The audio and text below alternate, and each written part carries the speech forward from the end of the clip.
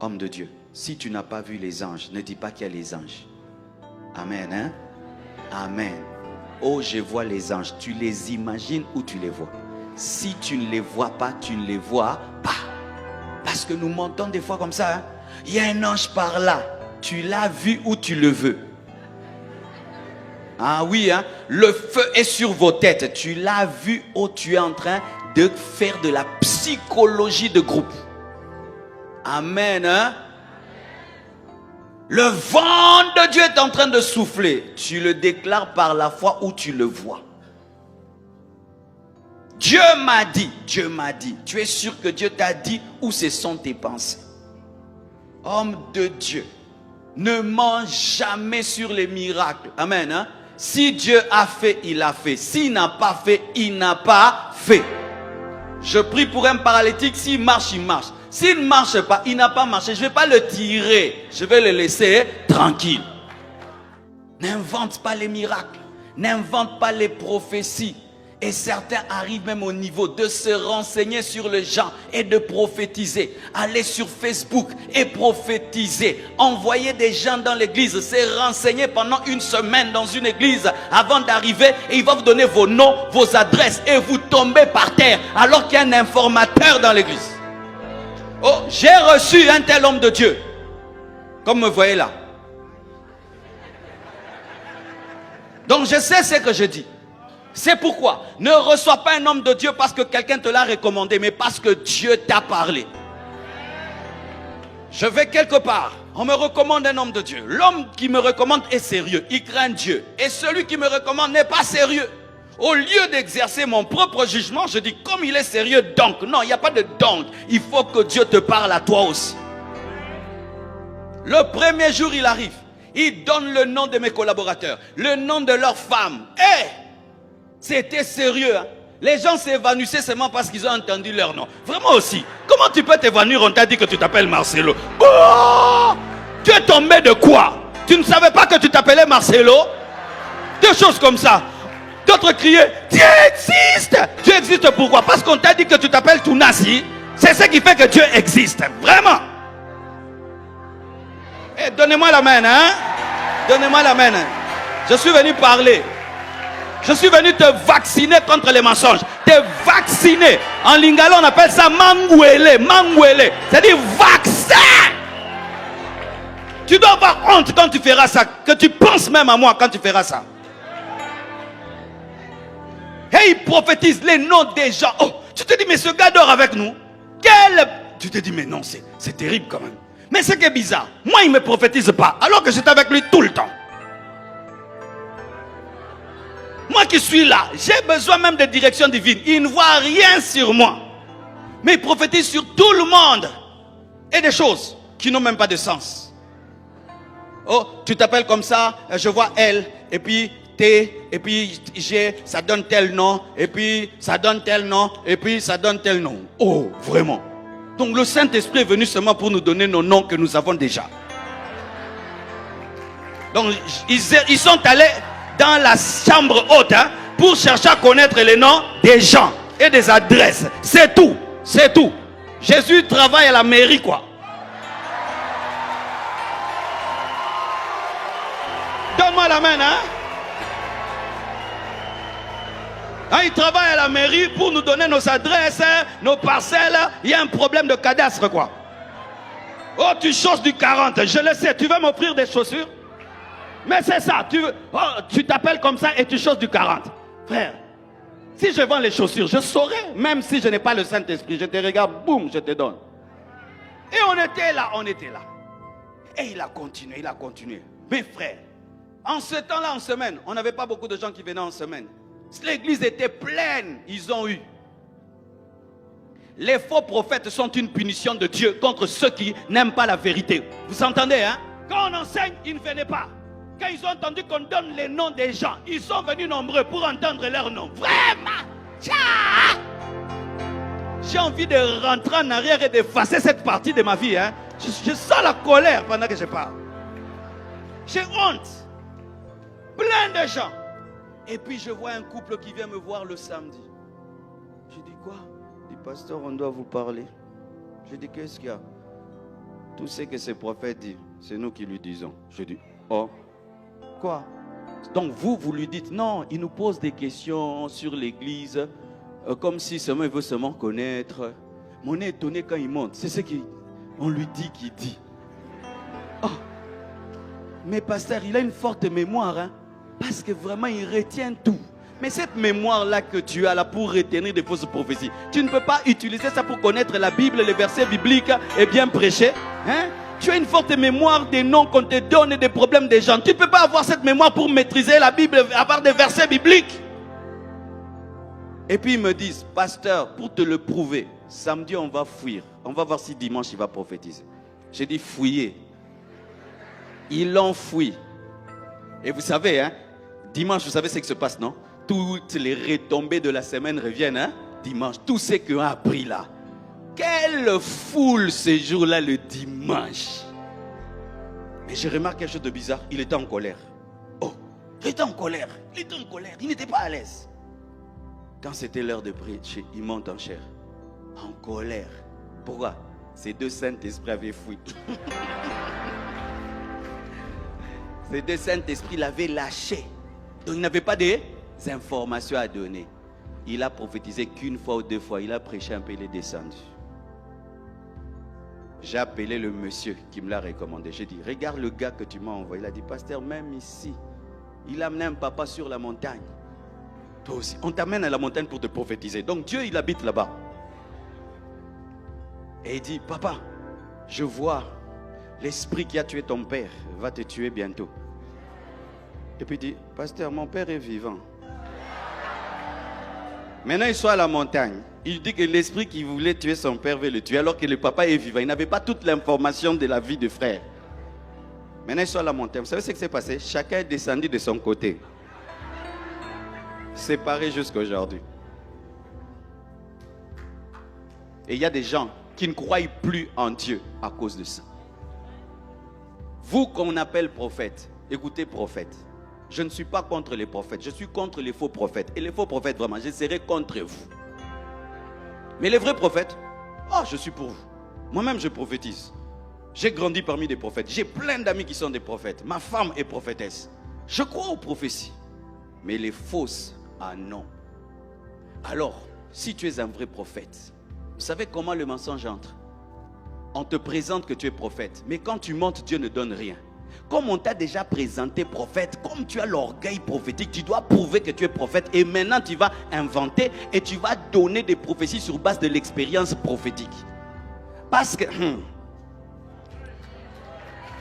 un mortier dans lequel on a pilé les piments a toujours les piments sans avoir les piments. Et quelqu'un qui a prophétisé a souvent l'expérience prophétique. Et il peut utiliser la psychologie prophétique et tu penses qu'il a prophétisé, mais c'est son expérience prophétique. Par exemple, si je dis là, Dieu me dit, il y a des hommes de Dieu depuis que tu as commencé le ministère ne grandit pas. Viens devant, Dieu m'a parlé. Combien vous allez passer ici? Ça ne peut pas te rater.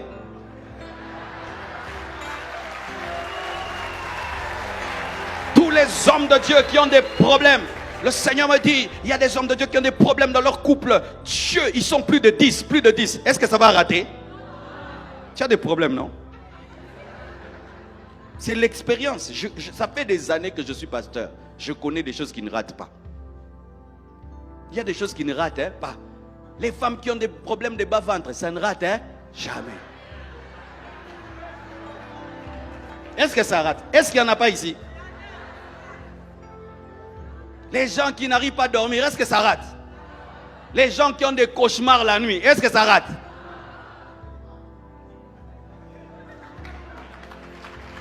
Alors quand tu prophétises, tu dois être sûr que ce n'est pas l'expérience, mais c'est Dieu qui te parle. Regardez des hommes, un grand prophète comme Élisée, Dieu ne lui dit rien, il ne voit rien.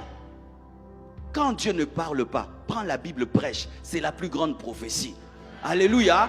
Quand il n'y a pas de parole de connaissance, il n'y a rien. C'est pourquoi L'église ne doit pas être un lieu de spectacle. Parce que quand tu fais de l'église un lieu de spectacle, tous les jours tu dois étonner les gens. Et les jours où Dieu ne veut pas étonner les gens, tu vas fabriquer les miracles, tu vas fabriquer les prophéties, parce que toi c'est un cirque. C'est un cirque. Quand tu as un cirque, il faut un jour que le lion saute, demain l'éléphant saute, demain la girafe saute, demain les hommes sautent, et puis le feu, et puis l'eau. Mais quand tu fais de l'église le cirque, tous les jours tu dois inventer des nouveaux manèges. L'église est une école. Est une école, est une école, est une famille et une école. Ce n'est pas un cirque. Un jour vous venez comme ça, on vous prêche la calme, vous rentrez fâché. Un jour on vous donne la joie. Mais on n'est pas là pour vous amuser et vous étonner et vous étonner. On va mentir. Donne-moi la main, hein? Donne-moi la main. Ainsi on entre même dans des compétitions de prophétie. Celui-ci prophétise avant toi. Toi aussi tu dois prophétiser plus que lui. Lui Dieu a parlé. À toi Dieu n'a pas parlé. Maintenant ça va venir d'où? C'est pourquoi, homme de Dieu, ne réponds jamais aux invitations de compétition. Quand on t'invite dans une conférence, dans une convention, tu sens qu'il y a la guerre là-bas de compétition, n'y va pas. Tu vas mentir. Tu vas mentir. Parce que le peuple est méchant. Hein? Dites le peuple est des fois méchant. Je te parlais de la méchanceté du peuple. Donne-moi la main que je te parle, homme de Dieu. Hey, les gens. Moi, je vous dis des choses que j'ai vécues parce que moi, j'ai vécu dans des milieux. Hein? Donc, moi, je viens de loin. Hey. La méchanceté du peuple, c'est que toi, tu viens de prêcher, tu as bien prêché. Toi, tu étais dans la doctrine, tu n'as pas menti. Le menteur arrive seulement. Il commence à parler. Il invente des professions, crie écran géant. Maintenant, Dieu a commencé à parler. Maintenant, tu te dis, ce que j'avais fait là, j'avais quoi à bégayer? Maintenant, ça va te faire une blessure intérieure. Si tu n'es pas rempli de l'esprit, tu n'as pas la maturité, tu vas dire prochainement, moi aussi. Ah, moi aussi, je vais me naviguer. Tu vas naviguer jusqu'en enfer. C'est pourquoi, homme de Dieu, quand tu as dit ce que Dieu t'a dit de dire, que les gens disent amen ou pas, que les gens se lèvent ou pas, qui donnent l'offrande ou pas, qui commentent ou pas, tu étais fidèle à Dieu. C'est Dieu qui t'a appelé. Ce ne sont pas les hommes qui t'ont appelé. Alléluia. Au dernier jour, vous n'allez pas être là, jugé par les hommes ou par l'église, mais par Dieu. Par Dieu. Et je sais ce que je vous dis, mes frères. Tu prêches comme ça, tu sais que tu as prêché bien, mais tu sors, tu n'as pas de succès. On t'oublie. On t'oublie, toi tu sors comme ça là, un petit là t'accompagne. Mais l'autre qui a menti, tout le monde avec lui, tout le monde le suit. Tu te dis, Dieu, tu es là ou pas? Je suis bien là. Le veau d'or avait le succès, mais la montagne n'avait pas de succès. Mais qui avait Dieu? Là où Moïse était en train de chercher Dieu, il n'y avait qu'un disciple appelé Josué. Mais le veau d'or avait plusieurs disciples. Mais ils étaient dans la perdition. Le veau d'or brille, la montagne ne brille pas. Mais c'est la montagne qui donne la parole. Et c'est la montagne qui prépare le peuple. Frères et sœurs, le nombre de gens qui sont derrière toi ne détermine pas la véracité de ton message. Donne-moi la main. Donne-moi la main. Donne-moi la main. Reste fidèle à Dieu. Ne mens pas. Il parle, tu parles. Il ne parle pas, tu ne parles pas. Il fait les miracles, oh gloire à Dieu. Il ne fait pas, tu chantes, tu prêches. Le jour qu'il fera, il fait. Le jour qu'il ne fait pas, il ne fait pas. Si un seul aveugle voit un seul aveugle, un seul paralytique, mais n'invente rien.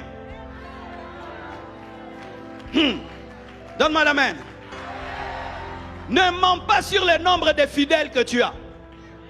Nous sommes à 10 000. Vous êtes à 10 000, mais vous avez 1000 chaises. Maintenant, vous vous transportez.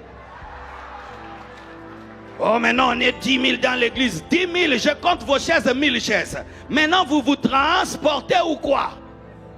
Des mensonges sur les statistiques. Oh, combien d'extensions? 1000 extensions. Mais on vérifie 2. Oh, j'ai voyagé partout. On vérifie dans les villages seulement. Mais oui. Dis la vérité sur ton ministère. Dis la vérité sur le nombre de fidèles. Dis la vérité sur tout ce que tu fais. N'invente pas, n'ajoute pas. Pourquoi? Lorsque tu inventes et tu ajoutes, tu prends, tu arraches ce que Dieu devait te donner. Tu détruis ce que Dieu devait te donner. Quand tu as 1000 fidèles, dis que tu as 1000 fidèles. Si tu dis que tu as 10 000, tu n'auras jamais 10 000 fidèles. Des gens qui tiennent des actions. Oh, nous étions à 100 000 personnes. L'endroit là ne peut même pas contenir 20 000 personnes. Vous étiez à 100 000 comment? Avant de donner le nombre, compte les chaises que tu as mises. Vous savez, j'étais pasteur pendant 11 ans. Et je n'avais atteint que 600 membres. Mais moi, je pensais qu'on était à 1000. Vous savez pourquoi? Les protocolaires nous mentent souvent. Parce que ce sont des orgueilleux qui ne veulent pas dire la vérité au pasteur de peur que ça te blesse. Mais le jour qu'on a déménagé, mes frères, je me suis rendu compte que je n'avais que 300 chaises. Maintenant, les 800 là, je les mettais où? Je dis, mais c'est comment ça, comme ça? Mais on faisait 3 cultes. Mais je sais que c'est seulement le deuxième culte qui se remplissait. Quand on a déménagé, je me suis rendu compte que je n'avais que 600 membres. Et sur les 600 membres, 400 m'ont abandonné, j'ai gardé que 200. Avec 200, j'ai recommencé. Aujourd'hui, on est à 12 000. Alléluia. Ne mens pas. Oh, je suis riche. Il y a chez nous quelqu'un. Il avait dit, je crois, il avait un hélicoptère. Jusqu'à aujourd'hui, on n'a jamais vu l'hélicoptère. Mais vraiment, quand un homme de Dieu commence à mentir même sur ce qu'il a, est-ce que même c'est que tu as fait quelque chose dans le ministère? Homme de Dieu, j'aimerais te dire que personne ne vient à l'église pour ta voiture. Personne ne vient à l'église parce que tu as un compte en banque. Les gens viennent pour la parole et l'onction. Jean-Baptiste avait quoi? Jean-Baptiste avait quoi? Et des hommes de Dieu qui mentent sur leur richesse. Comme si c'est la richesse qui attire les gens à l'église. Personne ne vient à l'église parce que le pasteur est riche. Les gens viennent à l'église parce que tu vas parler de la part de Dieu. Leur vie change et il y a la présence de Dieu. Tu n'as pas besoin d'ailleurs de parler de ce que tu as. Et si même tu peux en parler pour les édifier, mais sache que ta force n'est pas dans ce que tu as. Ne mens pas sur ta formation. Tu étais formé dans une église de 3 personnes. Parle de cette petite église de 3 personnes. Toi, tu sautes. Tu parles déjà directement de l'église de 10 personnes. Quand tu racontes ta vie, tu sautes des endroits. Mensonge. Tu enjolives ton histoire. Il y a des parties là qui t'humilient, que tu n'aimes pas dire. C'est du mensonge. Surtout quand le ministère devient grand. Il y a des gens qui mentent, qui corrigent. Si même tu as connu une chute, et c'est là que Dieu t'a formé, tu peux même en parler. Ça va aider les gens. Hier, j'ai témoigné, non? Comment Dieu m'a corrigé quand j'avais menti il y a longtemps là. Ça t'a édifié, non? Est-ce que ça va me faire quelque chose? Dieu m'a déjà pardonné, non? Même si, oh, lui avait battu. Hey, Paul était tombé du cheval. Paul avait tué Étienne. Ça fait partie du CV.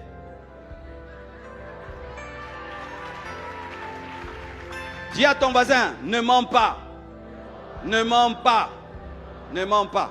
Et si quand tu prêches, c'est la prédication de quelqu'un, ne dis pas Dieu m'a dit. Dis j'ai entendu et j'ai prêché. Oh, je viens de trouver une révélation. Non, j'ai lu un livre, hein? J'ai écouté quelqu'un. Hein? C'est pourquoi quand je prêche, je dis comme tel a dit, comme tel a dit. Est-ce que ça me tue? Ça ne te diminue pas. Pendant un temps, Yonggi Cho ne prêchait que les prédications de Billy Graham. Il ne prêchait que les prédications de Billy Graham. L'homme qui avait la plus grande église du monde ne prêchait que les prédications de Billy Graham. Et il le dit. Et les gens ne vont pas fuir parce que tu le dis. Parce que déjà nous prêchons Matthieu. Nous prêchons Paul. Nous prêchons Luc. Nous prêchons Jean. Et certains fils, ils ont peur de prêcher les prédications de leur pasteur, de leur père. C'est de l'orgueil. Pourquoi tu veux inventer la roue alors que la roue est déjà créée? Vraiment. Tu es dans une communauté. Tu cherches les prédications. Pourquoi? Va sur YouTube. Mais oui, je commence une extension, je t'envoie. Et puis tu dis, papa, je n'ai pas la prédication. Tu es orgueilleux. Va sur YouTube, tu tapes mon nom. Et puis le thème à côté. Là où j'ai parlé du pardon, là. Tu prends, tu recopies, tu prêches. Mais avec ta particularité, avec ton onction. Paul dit que ce que tu as reçu de moi, enseigne à d'autres personnes. Ce que tu as reçu, enseigne-le. Alléluia.